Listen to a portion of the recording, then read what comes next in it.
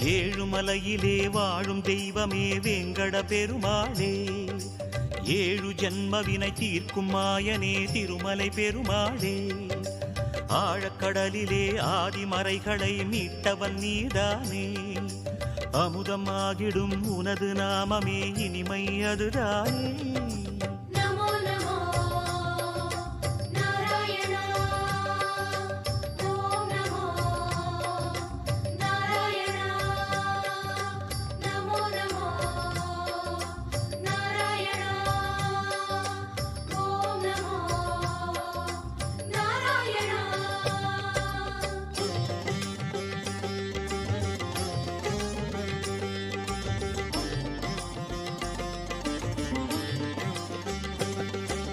நமோ நமோ Narayana, ஓம் நமோ